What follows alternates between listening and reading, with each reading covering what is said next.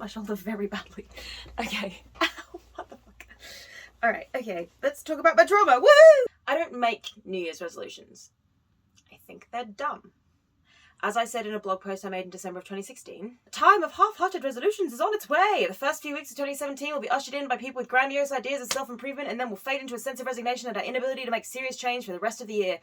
Then, of course, the cycle will start again the first week of 2018, a vicious cycle that only serves to solidify our own ideas of our capabilities or lack thereof. So yeah, I'm not the biggest fan. They rarely ever stick, and they're usually about trivial things like joining gyms and losing weight, or reading more and watching TV less, or putting more money aside. Of course, those are all nice enough ideas. They're just not anything I really care about with enough conviction to make a resolution. Back when I used to make them, my resolutions would be more about pushing through my anxiety, or rising above bullies, or wishing that my family was happier, or wanting to feel better about the fact that I'm not skinny. And they were never useful either. And strangely, in the wake of the last 2 years, I feel almost exactly the same as I did back in 2016. I made this resolution back then that I was going to be better. I didn't, and still don't, want to reach the end of my life and look back and say, well, it was good enough. I don't want it to be average. I don't want it to be fine or agreeable or just okay. I want it to be fucking better. To be clear, my goal has never been to be the best. I believe that's why New Year's resolutions don't work in the first place. Trying to hold ourselves to a high standard that we're never going to reach makes it easier to give up sooner. Trying to be the best is what made me so ready to settle in the first place. I looked back at my early school years and realizing how stressed I'd been, decided to just stop caring, but it didn't quite work because on some level I still cared. Unfortunately, that only made it worse, because then I became a procrastinator with a violent fear of failure. Someone who spends weeks pretending I don't need to worry and then panics about it. So my goal was to be better. Better than I used to be, better than my expectations on my worst day and my expectations on my best, better than who I am today, better than my worst panic attack, better than my first attempts at a novel, better than my most recent attempts at a novel, better than the first performance I ever gave, better than the note I missed singing over the rainbow this morning, better than feeling lost and homesick with no clue where my home is. But unfortunately, I made that resolution in 2016, which at the time had been, at least on a global scale, the worst year I'd lived through. And then on a personal scale, 2017 was the worst year I'd lived through. I don't want to get into it, but it was horrendous. I was wildly suicidal and very alone, and it was touch and go for a long time then. So all I could do was just live. And in a way, that was me doing better, because if I had been younger or even a little bit less strong, I wouldn't have made it through that year. But it didn't feel like doing better. It felt like the worst year of my life. And it felt like regressing to being that abused kid who had panic attacks every other day and spent most of her time wanting to die. And the outside world was only getting worse. But, despite that, in 2018 I started uni, I made new friends, and I became a semi-popular writer in a fandom with like an audience of people waiting to read my fanfics, and friends within the fandom who I still have today. People who I love more than anyone, despite never having met them in person. And for a while, that was enough to keep me going. That and over 132,000 minutes of listening to Spotify. That's over a fifth of the year. No, I wasn't doing okay. How did you know? But I was repressing it, so that's fine. 2019 was better, for the most part. I was finally starting to feel like myself again. I was writing more than ever. I was learning. I was putting myself out there again. The beginning of 2020 felt like I was almost back to the person I was at the end of 2016, the person who was striving for better. And then the world imploded. Don't know if you noticed, but suddenly there was a global panoramic and everything in the whole world shat itself royally. During the first lockdown, I lived in a flat on my own. Now, don't get me wrong, I fucking love living on my own. But living on your own and living in a Jack in the Shining-ass nightmare in a tiny flat with no company but your own voice for 6 fucking weeks will drive a person to the point of actual madness. I was, oh my god, so absolutely not okay. It was bad. 2017 levels of bad. At one point, I went so AWOL, my mother told me if I didn't respond to at least one of her messages, she would send a welfare check to my flat. My aunt had me sending her 1 word a day, just 1 word, so that my family knew I was still alive. My friends, beloved as they are, were doing the internet equivalent of, no, don't kill yourself, you're so sexy, aha. It didn't help that my main coping mechanism for the last 3 years, namely the fandom I wrote for, and some other TV shows that kept me hanging on, had all ended themselves by completely shitting the bed and just ruining the whole thing. Like, I couldn't even enjoy those things in retrospect, because the endings just completely fucked it. So I couldn't write, which is my main coping mechanism. I couldn't get attached to TV shows because I was so terrified that they would pull the rug out from under me and then I'd be in a worse place than I was before. And I couldn't even hug my friends. Then, in summer, when I was back home living with my grandma here, she nearly died. And that was horrific. And COVID made it so that she almost didn't even get help in time, and she wouldn't have even got help at all had I not been here. And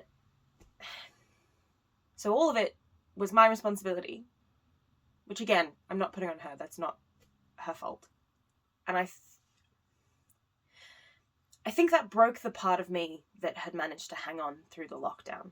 For about 6 weeks after that, I did nothing except watch K-dramas. Something I'd never done before, but at the time it was literally the only thing keeping me going. I would wake up, turn on a K-drama, do nothing but watch it all day until I was falling asleep again, and then the cycle would start over the next morning. Now, in hindsight, this is great because I can almost speak Korean now, and it's opened me up to a lot of career paths and life paths that I never even considered before. But at the time, it was all I had. And I don't want to make my friends and family feel bad. It's not that they weren't being supportive enough or that I didn't know how much they cared about me. It was that the depression convinced me that I just didn't matter. And there was honestly nothing they could have done to fix that. They did all the right things. Most importantly, they let me know that they were still there whenever I could actually find the energy to reach out and talk. And sometimes that's all a person needs. That's all I needed. And K-dramas, but I have a whole other video about that coming up. A series of videos, actually, if I can pull my finger out long enough to actually make them. Which brings me to my point. Actually, the point of this whole video, which surprisingly enough was not to be a depressing pity party for myself. Kind of dropped the ball there, guys, sorry. Basically, this video is my resolutions for 2022. Not New Year's resolutions, to be clear.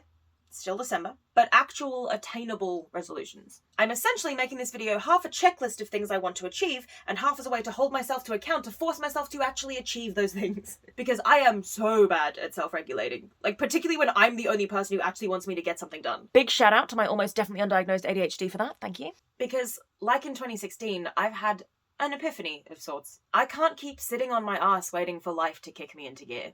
Looking at me, you wouldn't think I was that sort of person. I mean, I moved countries at 17 on my own, I did well at uni, I did extracurriculars, I'm always trying new things, but I am. It's like I'm a spectator in my own life, which is a cliche, I know, but they exist for a reason. And also, one of my severe mental illness symptoms is dissociation, which is literally detaching from... Anyway, 5 years ago, I had lost that impulse to do anything remotely out of my comfort zone. And then just when I was getting it back, it was beaten right out of me again. I lost my drive. I lost hope. I lost belief in myself. For years, I've been saying that I'm only good at 3 things: coffee, writing, and singing. But the truth is, I didn't, and still don't, believe that I'm good enough at any of those things to warrant basing my life choices around them, aside from, being a barista, which is not something I necessarily want a career in, even though I do love it. So that takes me down to 2. But unfortunately, these things I can't be objective about. I only know I'm good at these things because people tell me so.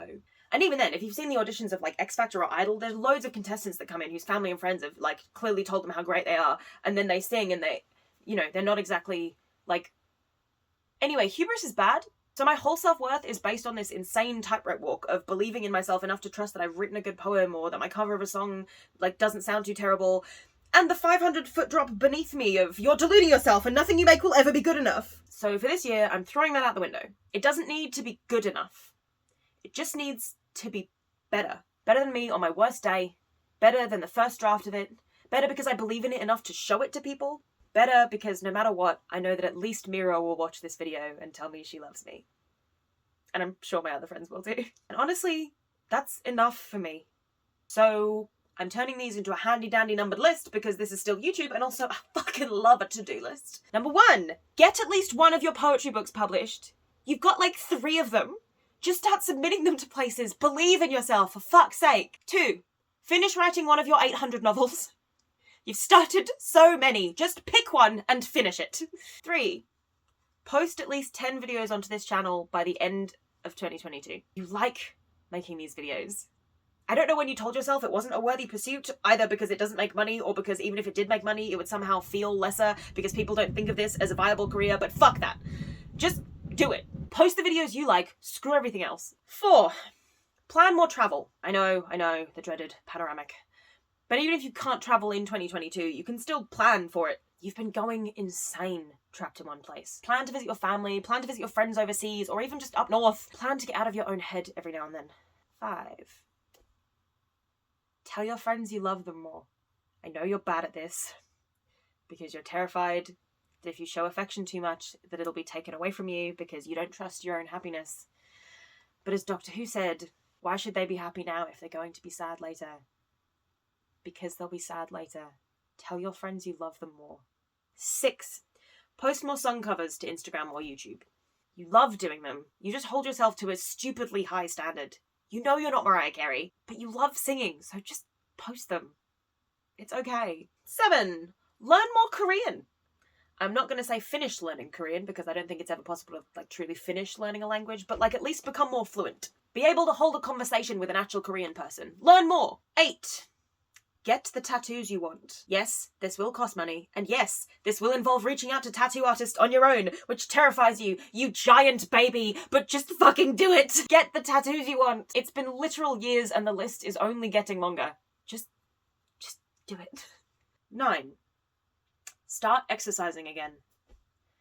Not to achieve anything, not to get skinnier, not because of any external factors, but because you know you feel better when you're fitter. And also, you miss being able to do the splits. And also, you want to have the same vibe as a hot K-drama character who could kick your ass. Number 10, own yourself. Don't let your traumas keep owning so much of you. Own your own personality, your own interests, your own style. Buy the clothes you like. Don't feel so self-conscious for changing your hair so many times or yelling so much about your sexuality. He doesn't own you anymore. He never owned you. You are your own. So I have from the moment this posts until the end of 2022 to achieve all of these goals. Realistically, it shouldn't be too hard, but I'm battling against multiple mental illnesses, probably undiagnosed ADHD, and an extreme fear of both success and failure. Don't ask, it doesn't make sense to me either. That's the end of the script that I have. I did not write anymore. I don't know why I didn't think to write any kind of conclusion for this, but to be fair, I'm out of practice. And also, I'm not a YouTuber. I am a writer. That's it. I'm a writer. That's all I can do. I'm a writer who likes writing video essays, so I like making YouTube because of that. I've never had a desire to be a YouTuber.